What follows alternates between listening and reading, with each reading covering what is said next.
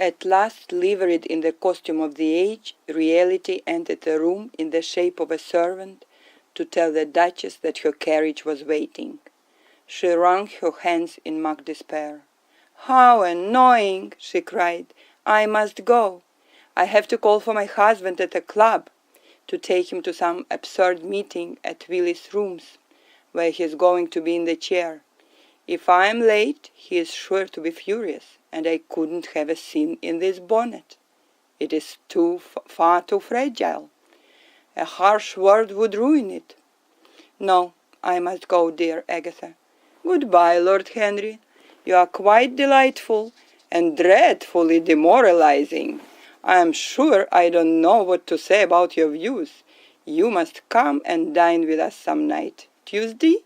Are you disengaged Tuesday?" "For you, I would throw over anybody, Duchess," said Lord Henry with a bow. "Ah, that is very nice and very wrong of you," she cried. "So mind you come," and she swept out of the room, followed by Lady Agatha and the other ladies.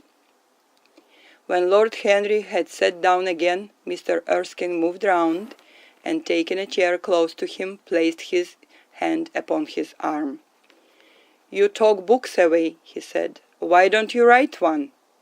"I am too fond of reading books to care to write them, Mr. Erskine. I should like to write a novel, certainly, a novel that would be as lovely as a Persian carpet and as unreal. But there is no literary public in England for anything except newspapers, primers, and encyclopedias. Of all people in the world, the English have the least sense of the beauty of literature." "I fear you are right," answered Mr. Erskine. "I myself used to have literary ambitions, but I gave them up long ago. And now, my dear young friend, if you will allow me to call you so, may I ask you if you really meant all that you said to us at lunch?" "I quite forget what I said," smiled Lord Henry. "Was it all very bad?" "Very bad indeed.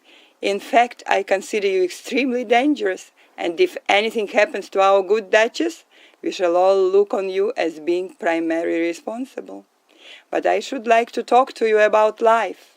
The generation into which I was born was tedious. Some day, when you are tired of London, come down to Treadley and expound to me your philosophy of pleasure over some admirable Burgundy I am fortunate enough to possess. I shall be charmed. A visit to Treadley would be a great privilege. It has a perfect host and a perfect library." "You will complete it," answered the old gentleman with a courteous bow. "And now I must bid good-bye to your excellent aunt. I am due at the Athenaeum. It is the hour when we sleep there. All of you, Mr. Erskine? 40 of us, in 40 armchairs. We are practicing for an English Academy of Letters." Lord Henry laughed and rose. "I'm going to the park," he cried. As he was passing out of the door, Dorian Gray touched him on the arm. "Let me come with you," he murmured. "But I thought you had promised Basil Hallward to go and see him," answered Lord Henry. "I would sooner come with you. Yes, I feel I must come with you. Do let me."